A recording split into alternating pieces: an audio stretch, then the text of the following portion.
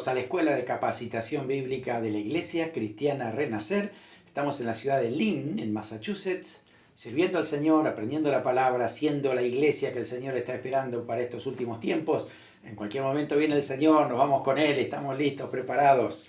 Hoy vamos a tocar un tema bien importante para estos últimos tiempos y vamos a hablar acerca del anticristo. Usted sabe que este es un estudio bíblico que hemos hecho tocando varios temas que dice la Biblia acerca de.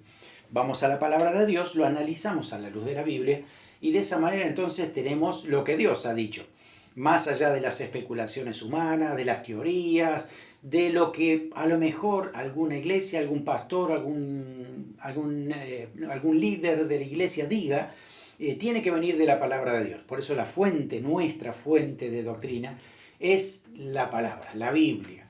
Así que hacemos lo que dijo el Señor, ¿no? Examinar las Escrituras, escudriñarlas, porque ellas son las que dan testimonio del Señor y bueno, el Señor viene dentro de poquito, ya estamos esperándolo. En cualquier momento llega el Señor, no ponemos fecha, no ponemos hora porque solamente el Padre lo sabe, pero cuando vemos las señales que se están cumpliendo uno dice, ya estamos bien cerca para que el Señor venga por su pueblo. Así que hoy vamos a tocar este tema especial acerca de lo que es el anticristo. ¿Quién es? ¿Qué personaje? ¿Cómo es que va a aparecer? ¿Puede que ya esté entre nosotros? ¿Será alguna persona en particular? ¿Podemos especular con quién puede llegar a ser? Y la verdad es que no, porque no sabemos cuánto tiempo puede llegar a pasar de aquí hasta que, bueno, se manifieste. Vamos a hablarlo de la Escritura, acerca de qué es lo que tiene que pasar para que esto suceda. Si usted tiene alguna pregunta en cuanto a este estudio bíblico o anteriores, puede escribirnos a pastoricre@gmail.com, enviar sus preguntas y ahí estaremos respondiéndole. Muy bien.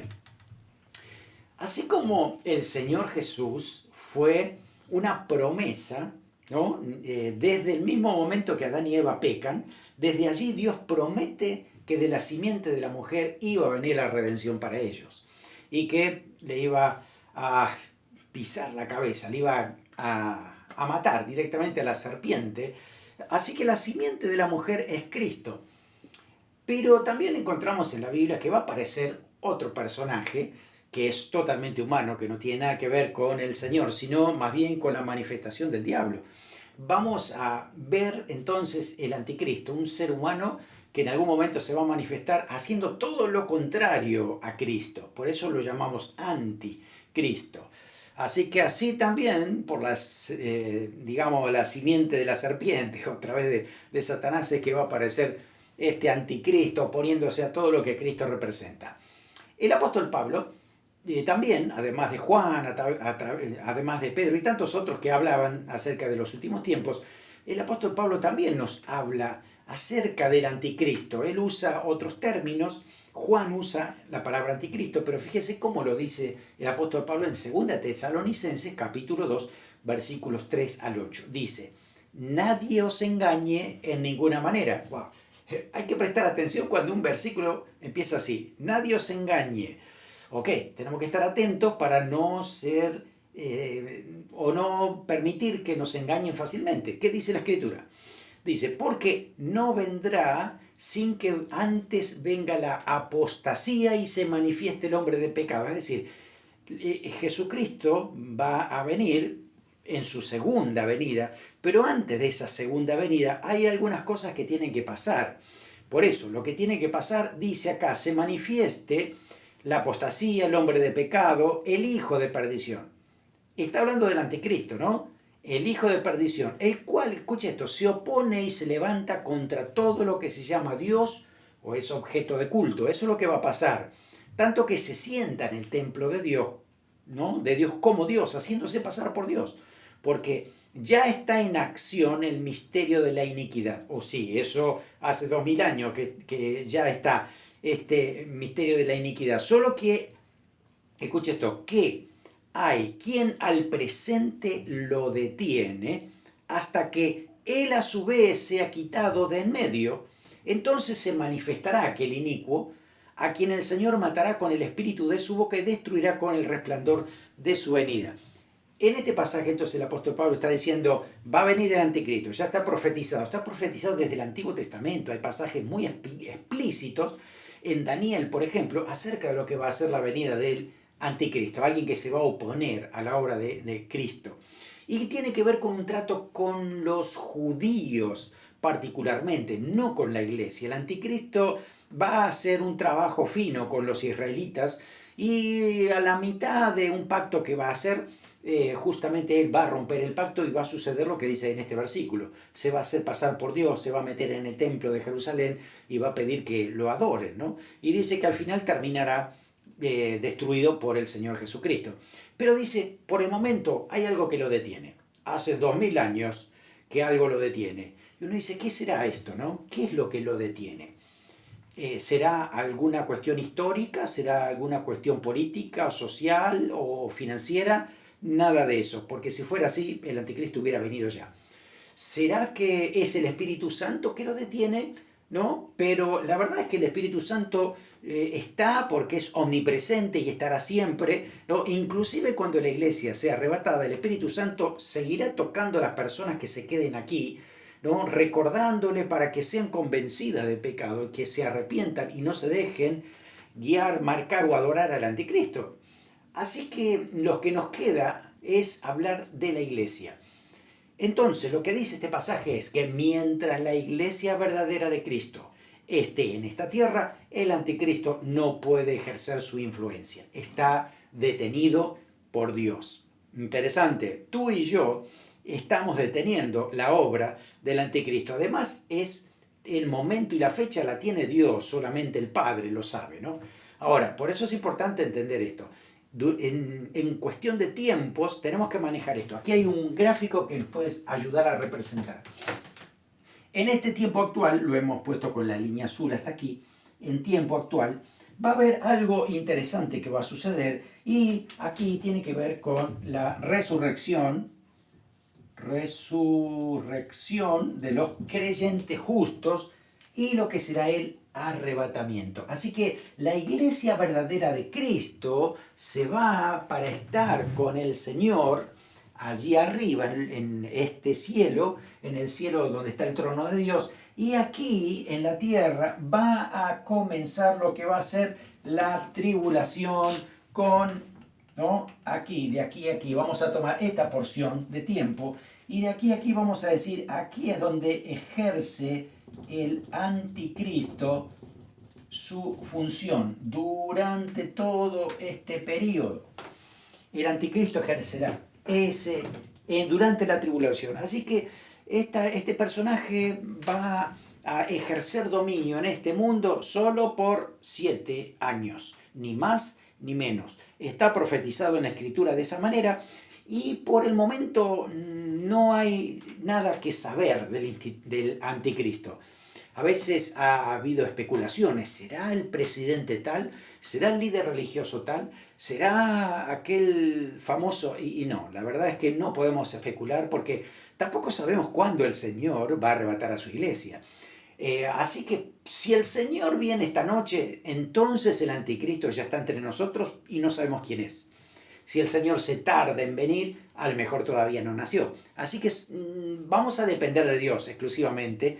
Y si tú eres cristiano y estás esperando la venida de Cristo, te voy a decir que tú no vas a ver al anticristo. Vamos a estar en el cielo nosotros, así que aquí en la tierra los que se quedan y los injustos y los pecadores serán los que verán cómo va a actuar el anticristo. Así que más bien este video va a quedar allí en las redes por no sé cuánto tiempo, cuántos años puede que estén todos estos videos, para que aquellos que no han sido arrebatados puedan ver este video y decir, wow, tenía razón el pastor, tenía razón todos estos líderes que predicaban de la venida de Cristo. ¿Qué va a pasar ahora? Pues bueno, ahí está. Va a suceder lo que dice la Escritura y lo que vamos a estar aclarando.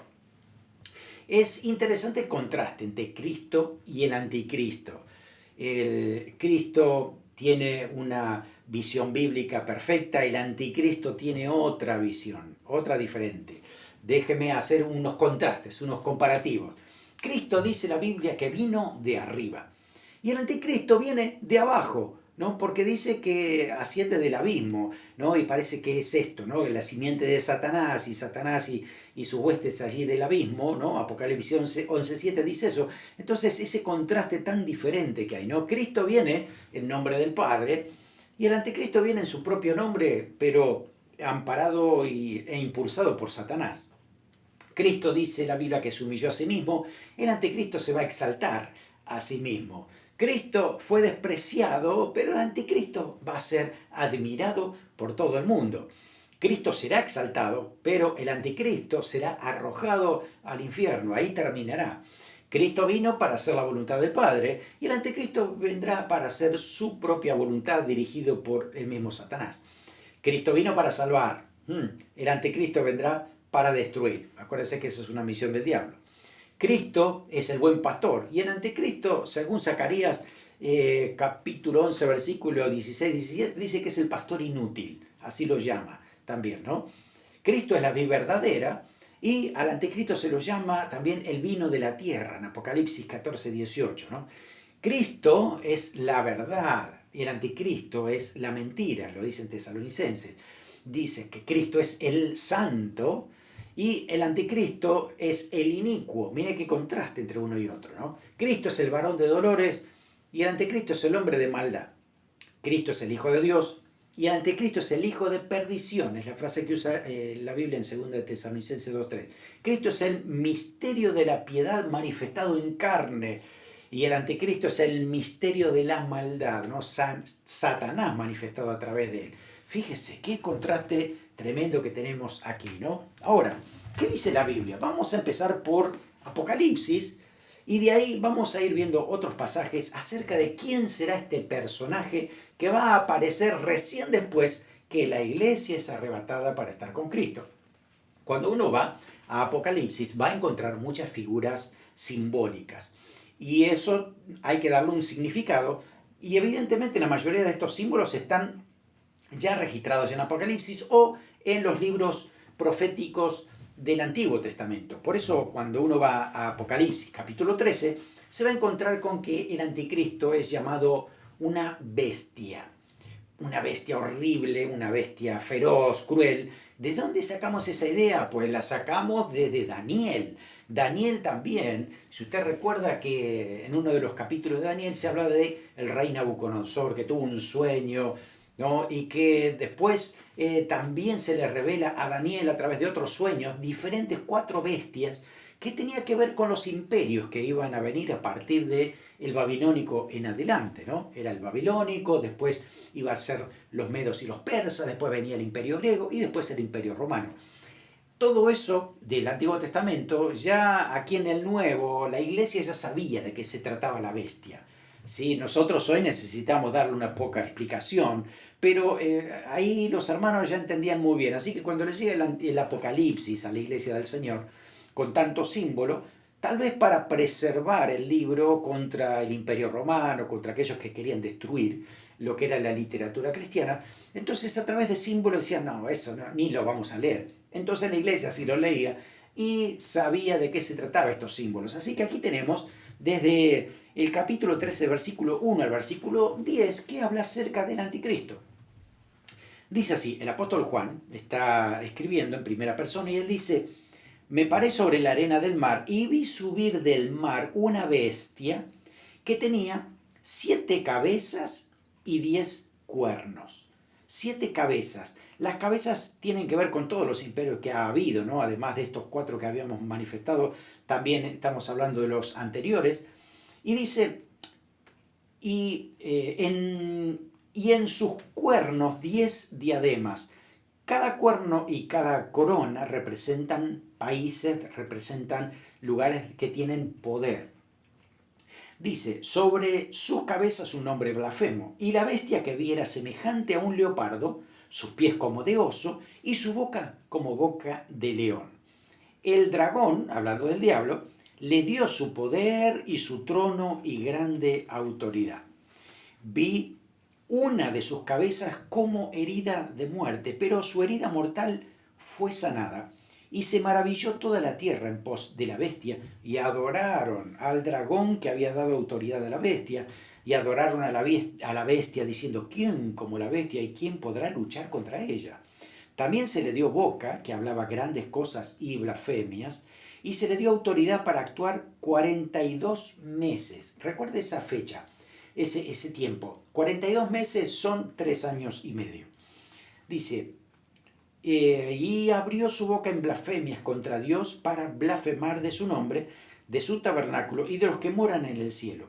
Y se le permitió hacer guerra contra los santos y vencerlos. Cuando dice los santos aquí se refiere más bien al pueblo de Israel, porque Daniel dice exactamente lo mismo, que era un personaje, o va a ser más bien un personaje que va a ir en contra de los santos del Altísimo, hablando de Israel. Ellos son los santos del Altísimo porque la iglesia ya es arrebatada.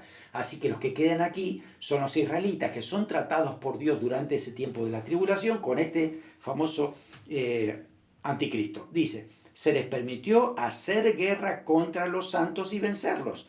También se le dio autoridad sobre toda tribu, pueblo, lengua y nación, y adoraron todos los moradores de la tierra cuyos nombres no estaban escritos en el libro de la vida del Cordero que fue inmolado desde el principio del mundo. Si alguno tiene oído, oiga.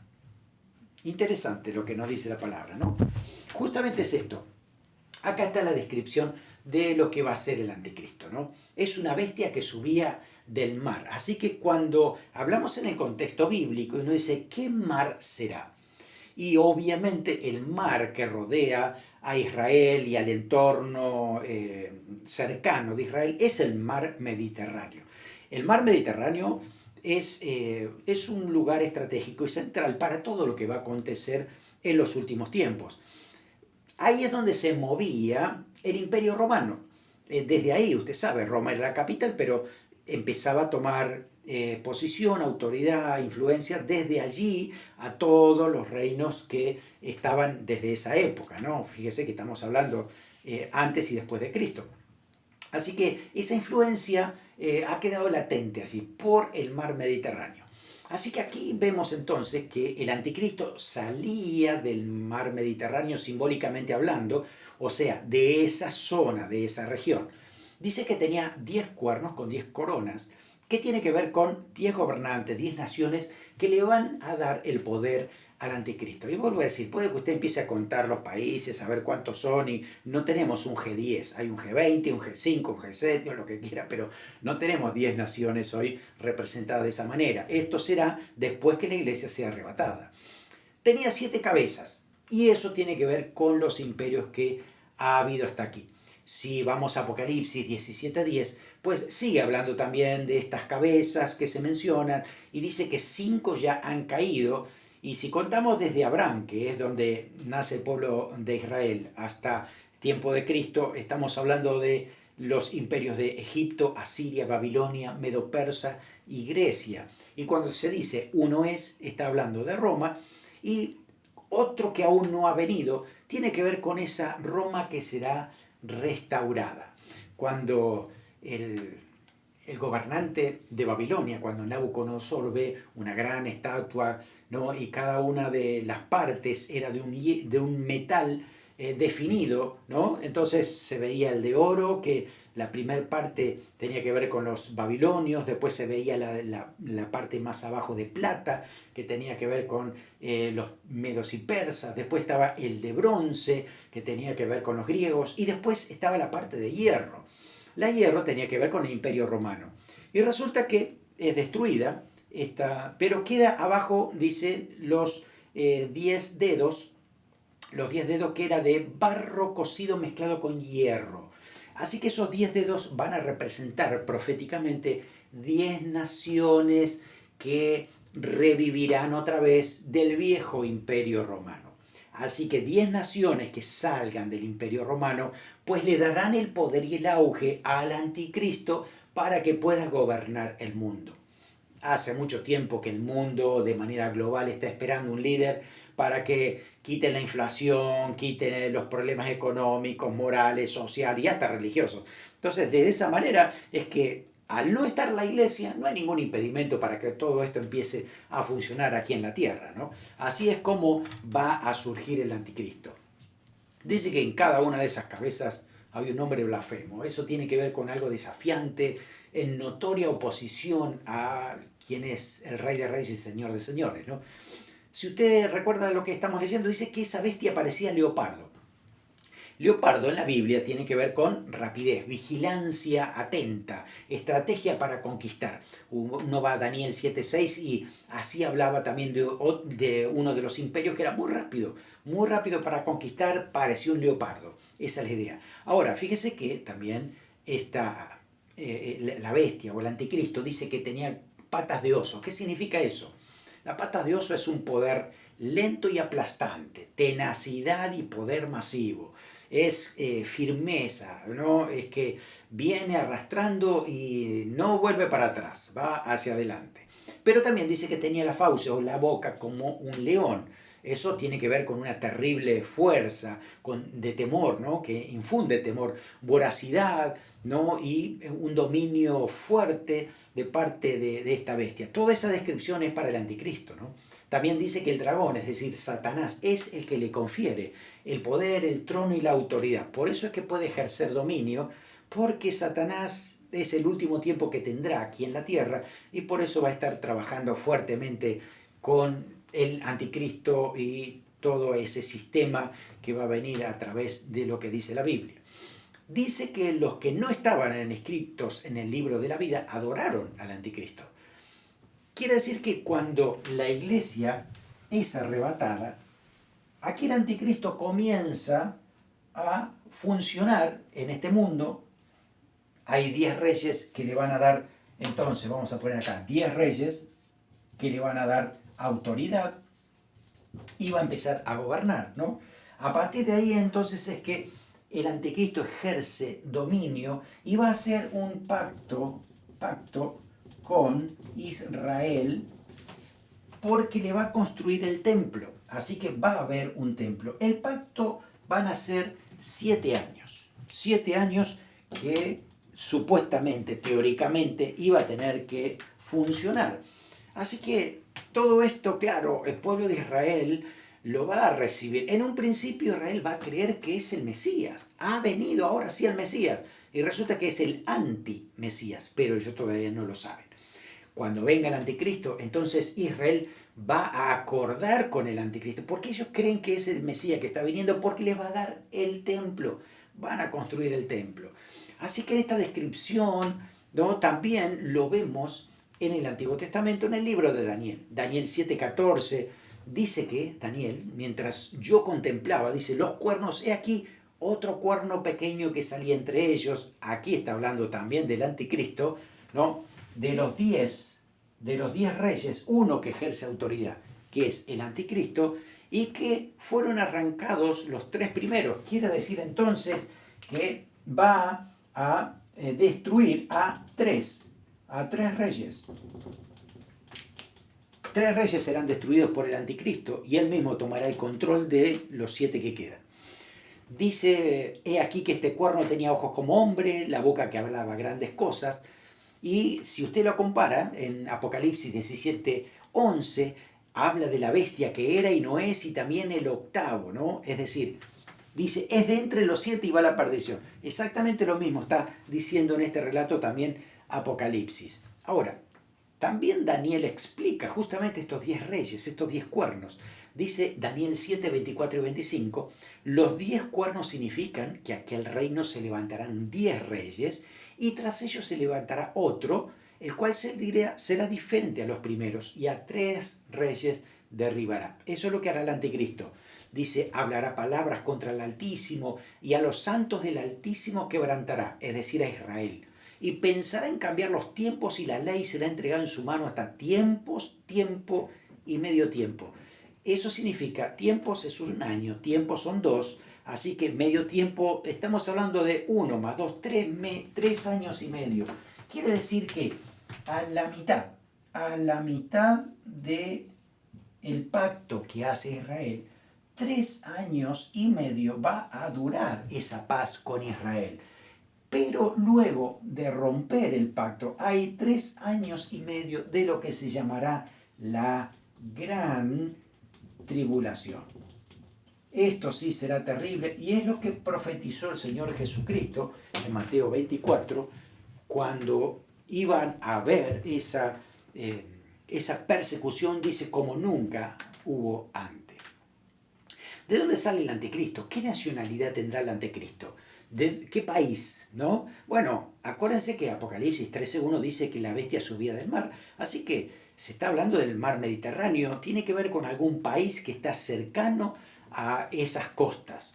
Daniel 9:26 nos dice, también hablando del anticristo, el pueblo de un príncipe que ha de venir. Y ese pueblo del príncipe que ha de venir, es decir, el anticristo, está haciendo una referencia al linaje del pueblo que destruyó a Jerusalén. Así que esto fue el Imperio Romano, desde Roma y todos los países que estaban bajo su dominio. Entonces desde ahí es que tiene que salir este anticristo. Además Daniel 11, 36 al 37 dice, no hará caso del Dios de sus padres.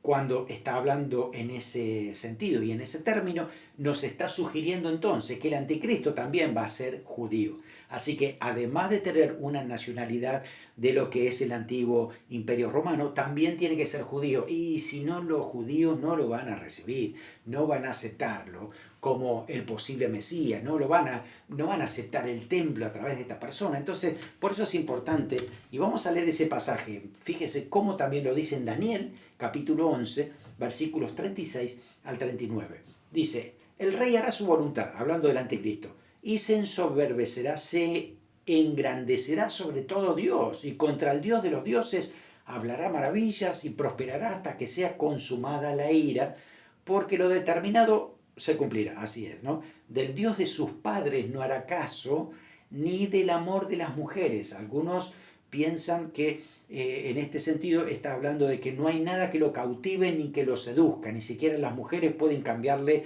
su idea de lo que ya tiene predeterminado. Otros piensan que a lo mejor es una manera de ver que a lo mejor puede llegar a ser homosexual. No lo sabemos exactamente. La cuestión es que está determinado para hacer lo que tiene en su corazón influido por Satanás. Ni respetará a Dios alguno, porque sobre todo se engrandecerá. Dice esto, ¿no? Así que tenemos varias citas bíblicas que hablan acerca de lo que es el anticristo. Ahora, ¿qué actividades? ¿Qué va a hacer el anticristo?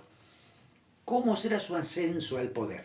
Bueno, va a asumir con mucha cautela por medios diplomáticos. ¿De dónde sacamos eso? De Apocalipsis, capítulo 6, versículo 2. Cuando empiezan a desatarse los sellos, el primer sello, el primero de todos, ¿no?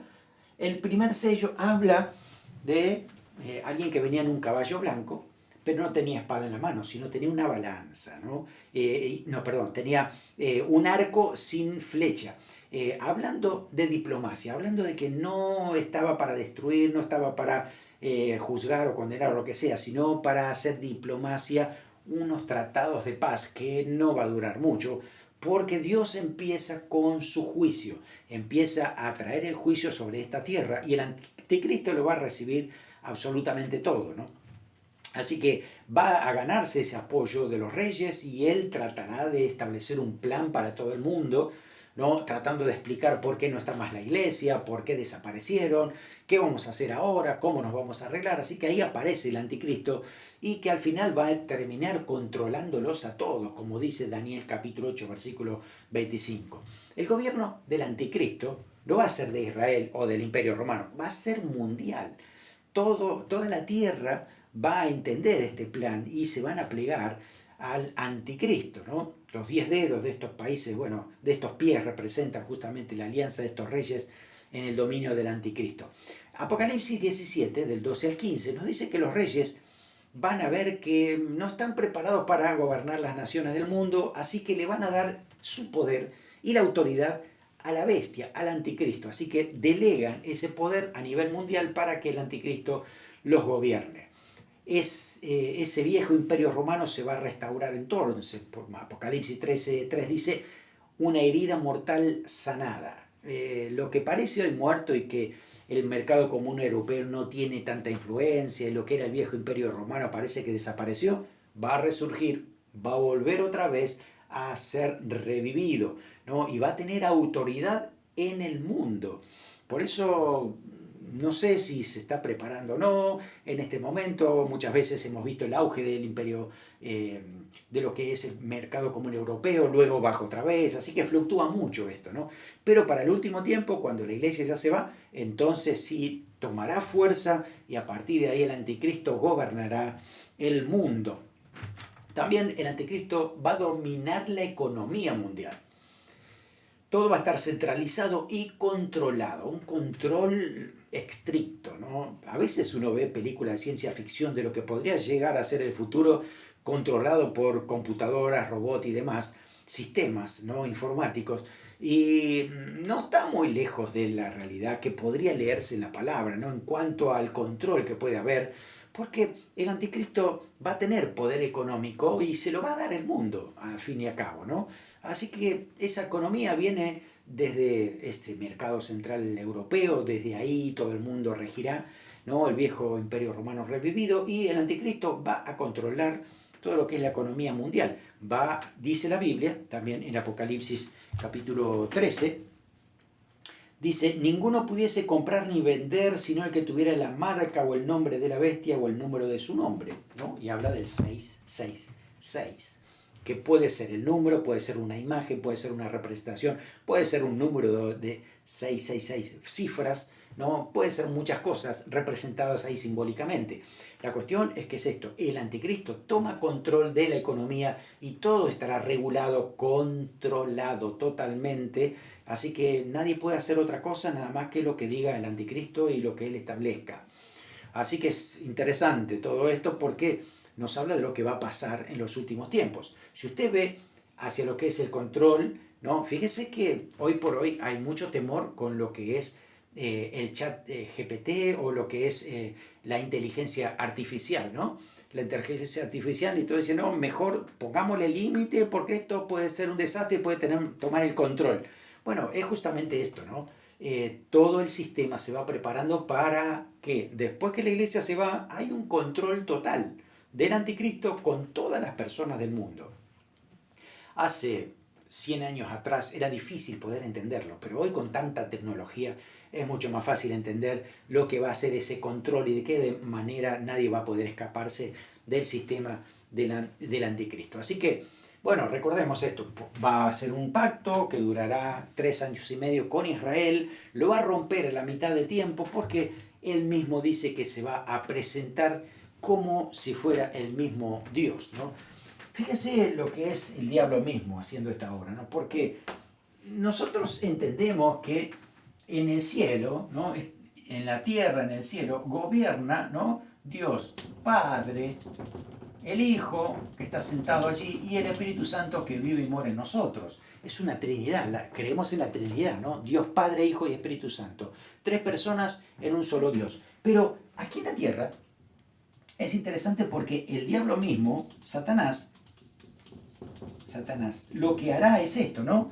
Él mismo gobernar con el anticristo, y también va a haber otro personaje que se va a llamar el falso profeta.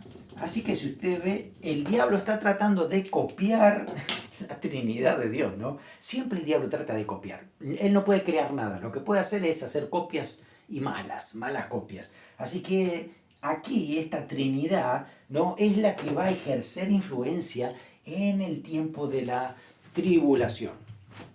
¿Quién será el falso profeta? Porque es otro personaje aparte de lo que es el anticristo. Lo vamos a leer, se encuentra en Apocalipsis capítulo 13, desde el versículo 11 hasta el versículo 16. Fíjese cómo se describe al falso profeta que estará trabajando junto con el anticristo, también impulsado por Satanás. Dice así, Apocalipsis 13:11. Después vi otra bestia que subía de la tierra. Ya no está hablando del mar Mediterráneo, ya no está hablando de la tierra en general. Y tenía 2 cuernos semejantes a los de un cordero, pero hablaba como dragón. y ejerce toda la autoridad de la primera bestia en presencia de ella, y hace que la tierra y los moradores de ella adoren a la primera bestia cuya herida mortal fue sanada. También hace grandes señales, de tal manera que aún hace descender fuego del cielo a la tierra delante de los hombres. Dice, y engaña a los moradores de la tierra con las señales que se les ha permitido hacer en presencia de la bestia, mandando a los moradores de la tierra que le hagan imagen a la bestia que tiene herida de espada y vivió. Y se le permite, dice, se le permitió infundir aliento a la imagen de la bestia para que la imagen hablase e hiciese matar a todos los que no la adorasen. Esto parece, en serio, ¿no? Una película de ciencia ficción donde aparece un robot con una imagen humana que tiene la capacidad de tomar sus propias decisiones y poder hacer lo que quiere. En este caso dice matar a todo aquel que no la adorase, ¿no?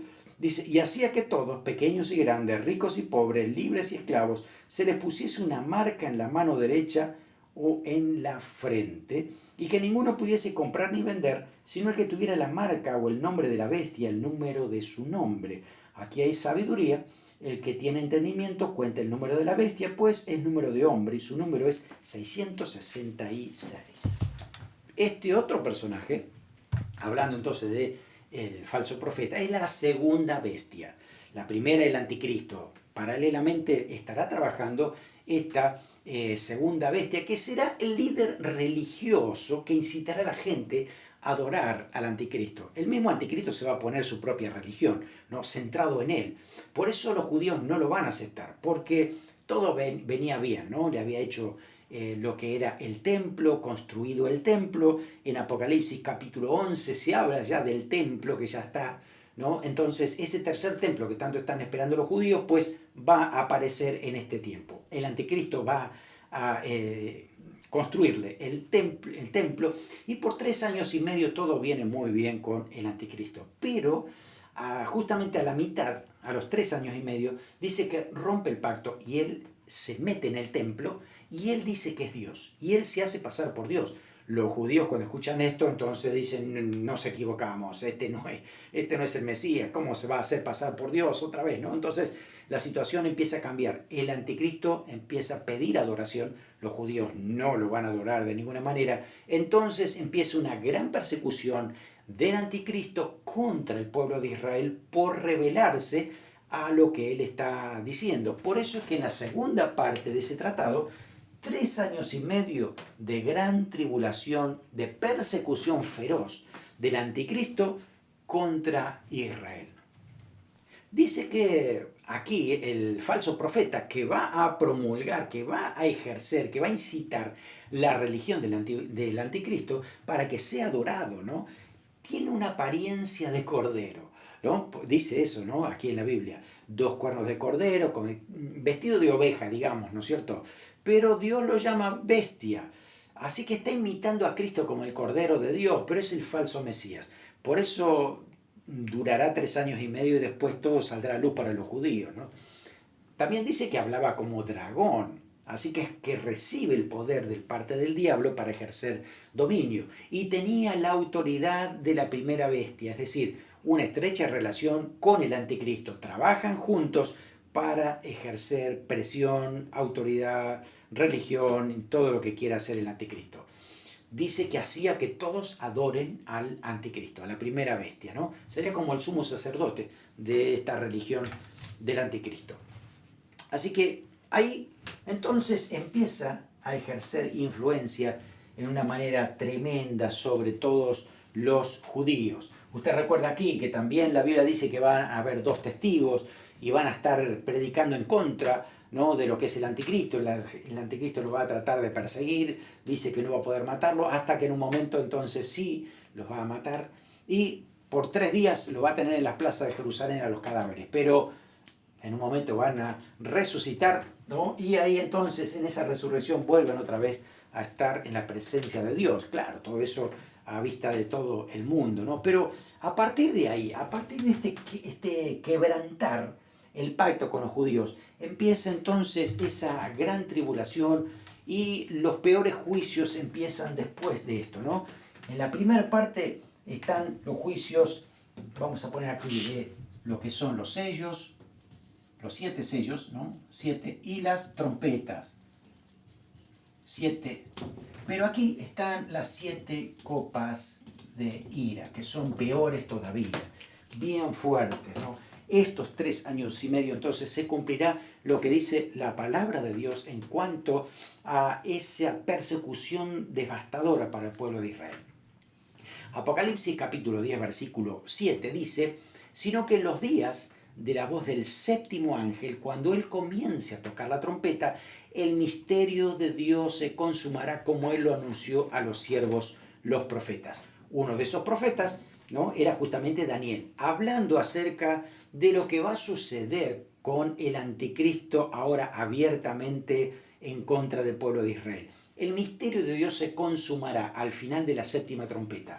Exacto, la séptima trompeta es justamente el final de la mitad de la primera tribulación, ¿no?, de los primeros 3 años y medio. Así que después del juicio de las trompetas aparece el misterio que está oculto y se va a revelar.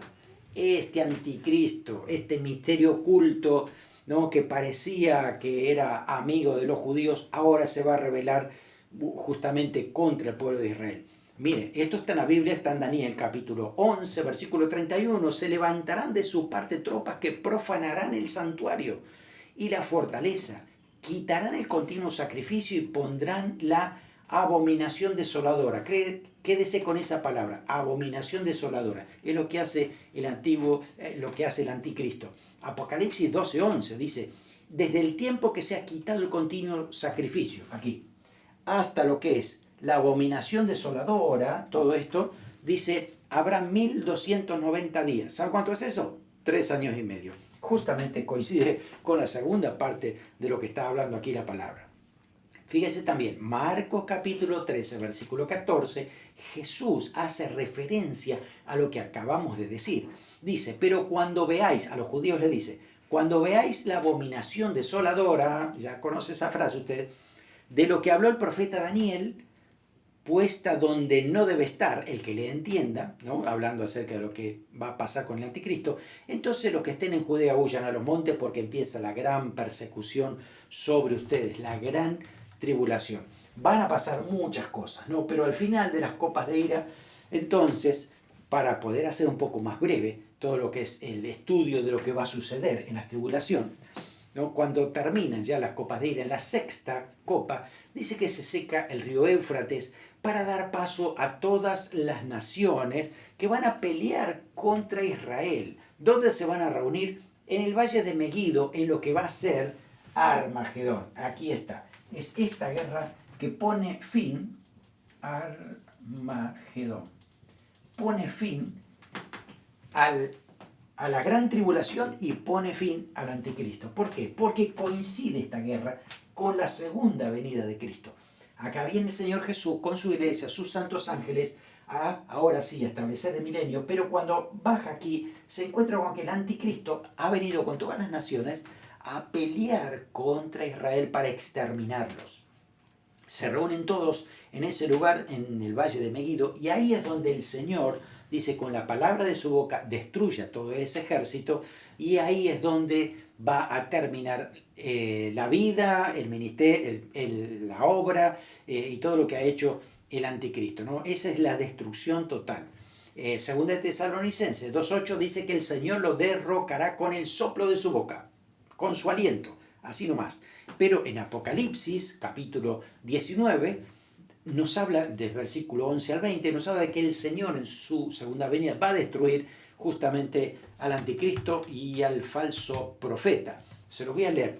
Apocalipsis 19, 19 al 21 dice, y vi a la bestia y a los reyes de la tierra y sus ejércitos, aquí, ¿no?, aquí, reunidos para guerrear contra, en principio era Israel, pero ahora ven que viene Cristo en su caballo blanco, ¿no? Dice, y contra su ejército, y la bestia fue apresada, y con ella el falso profeta, que habían hecho delante de ella las señales con las cuales habían engañado a los que recibieron la marca de la bestia y habían adorado su imagen. Estos dos fueron lanzados vivos dentro de un lago de fuego que arde con azufre. Los demás fueron muertos con la espada que salía de la boca del que montaba en el caballo, y todas las aves se saciaron de las carnes de ellos. Así que aquí, en este mismo momento, entonces tenemos que anticristo y falso profeta son lanzados vivos en el lago de fuego y azufre. Si usted conoce un poco más la historia, sabrá que después sigue el milenio, conoce la historia bíblica de lo que va a suceder, ¿no? La profecía, aparece el milenio. Después del final del milenio, entonces Satanás es lanzado. Satanás es lanzado al lago de fuego. Ya estaba el anticristo y el falso profeta, que habían inaugurado el infierno. Ahora Satanás es lanzado aquí. Y luego entonces todo pecador que ha rechazado a Cristo también será lanzado al lago de fuego. Y ese es el infierno que por toda la eternidad estarán allí los que han rechazado a el Señor Jesucristo. Después de aquí sigue la eternidad donde la iglesia pasará con el Señor, una eternidad maravillosa con el Señor Jesucristo. Así que es algo que uno a veces no puede imaginar. La clase anterior hablamos acerca de lo que va a ser el cielo, de lo que va a ser la eternidad, ¿no? Tratando de apelar un poco a la imaginación, pero más allá de eso va a ser algo que va a ser maravilloso para nosotros, porque ahí está Jesucristo reinando y su iglesia disfrutando por la eternidad con Él. ¿Cómo es la descripción de la venida del Señor aquí? Miren cómo lo dice Apocalipsis 19, del 11 al 16. Entonces vi el cielo abierto y aquí un caballo blanco, y el que lo montaba se llamaba Fiel y Verdadero, y con justicia juzga y pelea. Sus ojos eran como llamas de fuego. Dice, había en su cabeza muchas diademas y un nombre escrito que ninguno conocía sino él mismo. Estaba vestido de una ropa teñida en sangre y su nombre es el Verbo de Dios. De su boca sale una espada aguda para herir con ella las naciones, y él las regirá con vara de hierro, y él pisa el lagar del vino, dice aquí, del vino de la ira o el furor de la ira del Dios Todopoderoso. En su vestidura y en su muslo tiene escrito este nombre: Rey de Reyes, Señor de Señores. Hace falta aclarar que Jesucristo, ya sabemos quién es el Señor, Rey de Reyes, Señor de Señores. A ese que estamos esperando nosotros para que venga a reinar, para que venga a estar con su iglesia y disfrutar por la eternidad. Mientras tanto, estemos atentos a las señales, porque el Señor en cualquier momento va a arrebatar a su iglesia. Y nos vamos con el Señor por 7 años, estaremos allí en su presencia, disfrutando las bodas del Cordero y recibiendo las recompensas, para después bajar con Cristo en su segunda venida y poder entonces disfrutar el milenio primero y después la eternidad en cielo nuevo y tierra nueva. No te lo pierdas. Eso es lo que el Señor ha prometido a aquellos que han recibido a Cristo en su corazón y son hijos de Dios. Oramos. Señor, gracias. Gracias por tu palabra, gracias por recordarnos tu palabra. Gracias, Señor, por ese plan maravilloso que tienes, porque se va a cumplir al pie de la letra. Gracias porque todo lo que has preparado para tus hijos es maravilloso. Gracias porque, Señor, nos espera una eternidad llena de gozo, libre, Señor, de tristeza, ya no más llanto, ya no más dolor. Todo eso pasó, Señor, todo eso pasará y estaremos por siempre contigo, disfrutando una eternidad maravillosa.